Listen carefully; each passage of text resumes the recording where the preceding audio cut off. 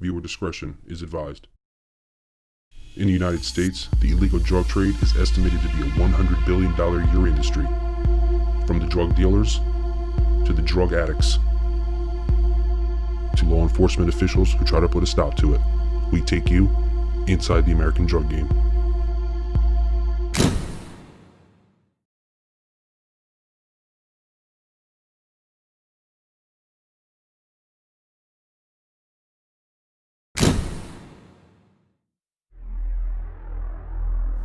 Washington, D.C. is the place of politics and politicians.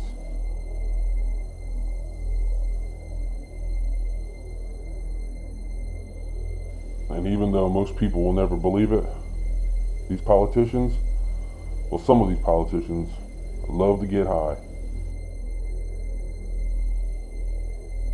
Some of these people, they party harder than most people I know. Maybe it's just the stress of the job. Maybe it's a bad habit they just picked up along the way. It really doesn't matter to me. These people have a lot of cash to spend, and they spend some of it on the products I supply. If you don't think that these people are using taxpayer money and money that people donate to their campaign,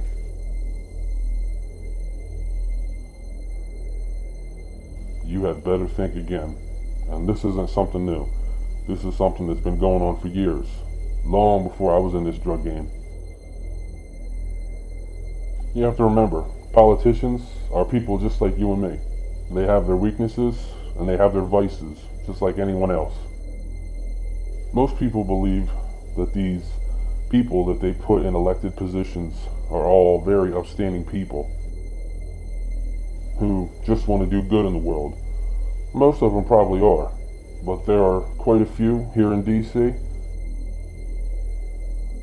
that maybe want to do good for the people they serve, but they also want to get high. And don't think I'm the only drug dealer supplying these people in politics. I have my customer base, but some politicians, they use other dealers. Now, the quality of the product that these other dealers are supplying, I'm sure is not at the quality level that I'm supplying. But there are other dealers like me in this town of get-high politics. Like my other cities, I have locals that work for me. Their job is to make sure that product is always supplied. They keep tabs on my customers, making sure they always get the products they need. When I'm in town, I'll sometimes meet with some of my clients. I don't know if they think we're friends or what, but I'm not friends with these people. Because I know they would drop the dime on me in a split second if they got caught with something and thought that by snitching on me, they could get out of a jam. But I play the game and I act like we're all friends. Just as long as they have the cash, it's all good. And don't think for 1 minute that this is all done in some hotel room in the middle of the night. I've made drug deals in this town in places you would never believe. I've been to these people's offices, to their campaign headquarters, to their houses. These people, they don't think twice about it. They really think that because they help make the laws, that they are above the laws. They have no problem with me coming to their office in the middle of the day to make a deal. These people, they think they're untouchable. I even have some of my customers, some of these politicians, who are assigned to these anti-drug committees. I've even seen some of my clients on TV talking about all the things that they're doing to fix the drug problems in America. Then an hour later, they're blowing up my phone because they need their fix. They want me to meet them between meetings so that they can make a drug deal. Right after being on TV talking about how they're going to put a stop to all the drug problems. And they're probably in between these anti-drug committee meetings I wouldn't be surprised if they go to some of these meetings high as hell, talking about the war on drugs, knowing they just met with their drug dealer. I have some of my newer clients, they feel more comfortable having a member of their staff meet me to make the drug deal. After they buy from me a few times, that's when they'll start buying from me directly. And just like a legit business gets customers on referrals and word of mouth, it works the same way with me. A customer of mine will talk to one of his colleagues about where he can get good quality drugs. And that's how I build my business. And don't think that the cops or the feds don't know what's going on. They know what's going on. They just turned a blind eye to it. Can you imagine if they made every politician take a drug test? You know what that would do to Washington, D.C.?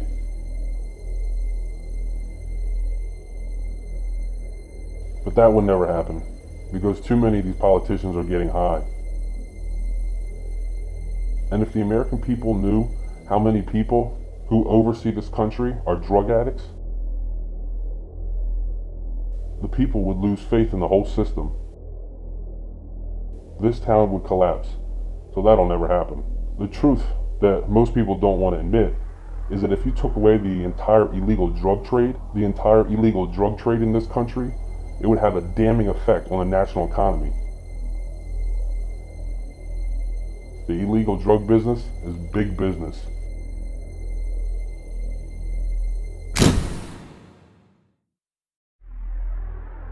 I was a police officer in a small town outside of Washington, D.C. I was then asked to be a part of an anti-drug task force that was going to be assigned to Washington, D.C. to do operations in D.C.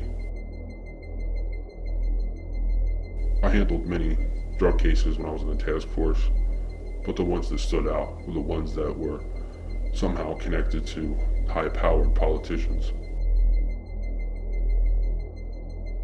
We would often arrest local drug dealers, and they would want to talk and try to work off their charges. So they would just throw out all kinds of names of people that they knew who were involved in illegal narcotics activity.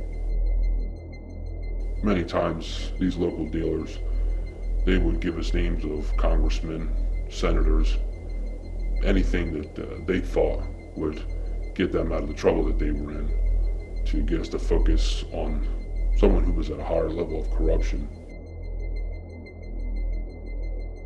Most of the time when we would follow up on some of these leads that these local dealers had for us, a lot of them were dead ends and just a bunch of nonsense.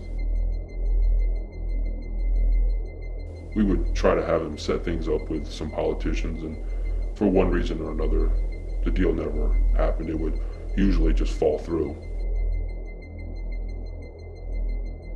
But there were a few times where we actually got pretty close. I had a few drug dealers that I was able to get some pretty good intel from. And I would have these guys set up deals with some high-ranking politicians. I can remember this one operation we had set up. The deal was set, everything was good to go. We had all of our surveillance set up exactly where it needed to be. We had the politician that we were zeroing in on. He was the one who was supposed to come and make the deal, but he ended up sending his assistant to make the deal instead of him. After the deal is made, we arrest the guy and we bring him in. He gives us the story that he's only buying for himself and that he only purchases drugs for himself. He doesn't work for anyone, doesn't buy for anyone he works for, or anyone who he's connected to. Then we find out that he works for the politician that we were zeroing in on, the politician that was scheduled to be the one to come to buy the drugs. But he was willing to take the charge for his boss.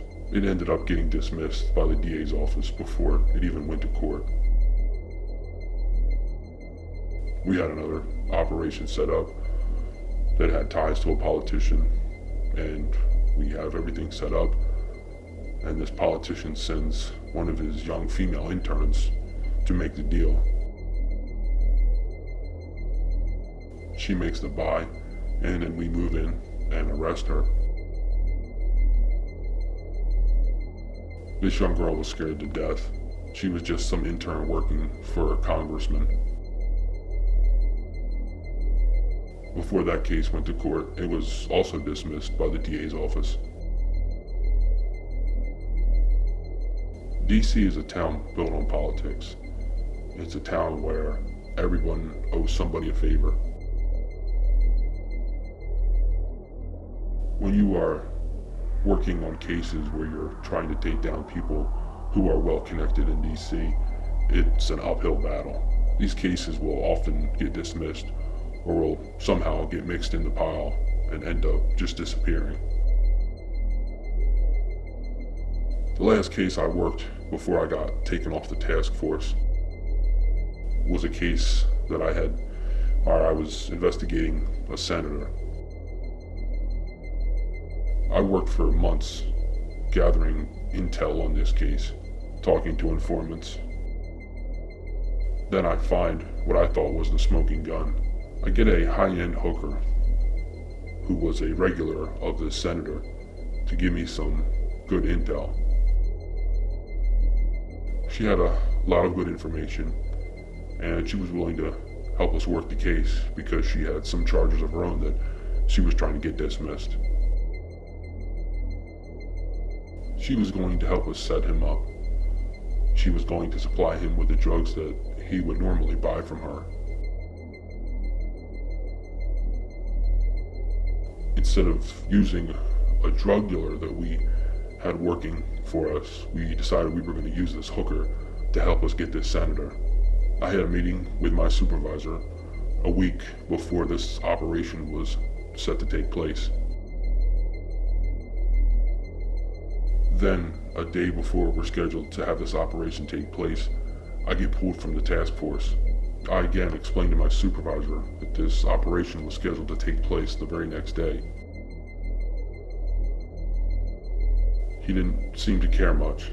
I think I was pulled from the task force because the senator somehow got wind that I was working a case against him. And I think he made some phone calls to get me pulled from this task force to get this operation to go away. And he was successful. It worked. After they pulled me from the task force, they shut that operation down. But that's the name of the game in the DC political drug world.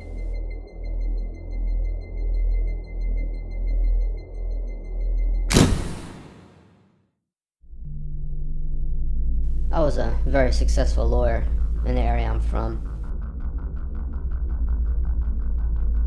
Getting into politics was something I always had in the back of my mind.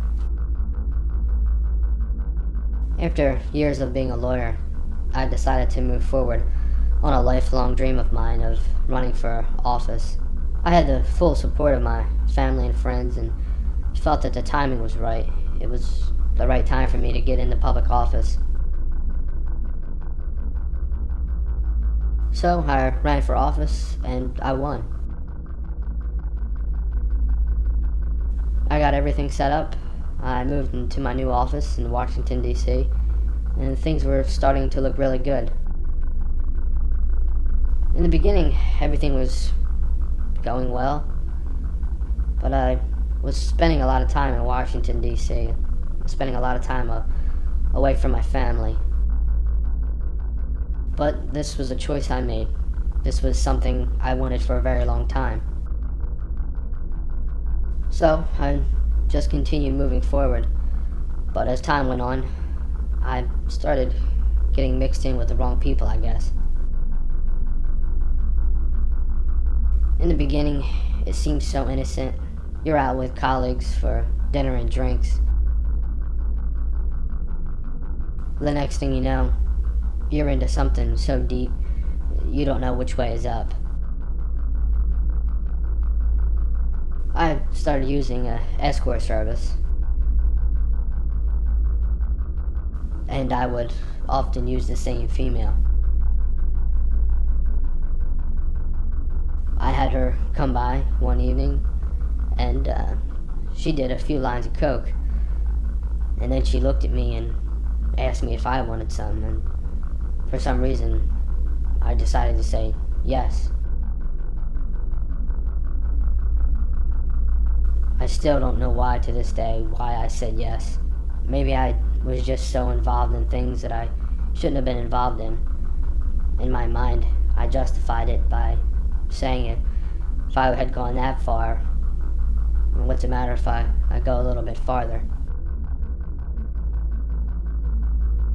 I guess I just figured it couldn't hurt that much at that point. And what started out as something to just relieve some stress and to unwind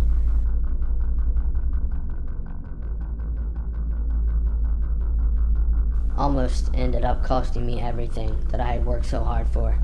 It got to the point I was just using this woman to supply me with drugs. I wasn't even using her for her services anymore. She would come to my place to give me the drugs, and then she would leave. I mean, that's all I wanted anymore was the drugs.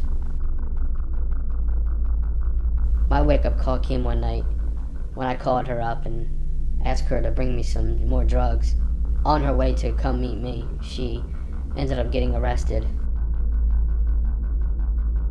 She didn't mention my name that night, and she has since been rewarded greatly for that. She could have easily used my name and thrown me under the bus to get herself out of the trouble she was in. I came clean to my family, explained to them what I had been doing, and I decided to put myself in rehab. I just told the public that I needed to take some time off from politics, just kind of step back from it a little bit to deal with a family situation. But the truth was, the situation was actually a drug habit. I came back from rehab, and I went right back to my office in DC. I'm thankful that I was able to fix the problem before it was completely out of my control. That was a very dark time in my life. A time I don't ever want to go back to. A time I don't ever want to have happen again.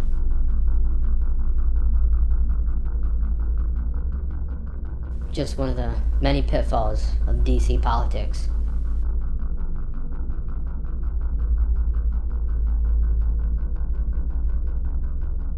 I had a time where a client of mine had me meet him at his office to make a deal. I go up to his office, I walk up to the secretary, and she tells me to go right in. I walk in and I see what looks like my client having a very important meeting. I look at the people in his office, and they are very powerful people. And they are all politicians. And these people, if I said their names, you would know exactly who they were. I thought we were going to step out of the office to make the deal. He looks at me and he says, "It's okay, we're all friends here." He hands me the envelope full of cash, and I hand him the bag of drugs. And nobody in that room blinked an eye. It was like it was business as usual for them.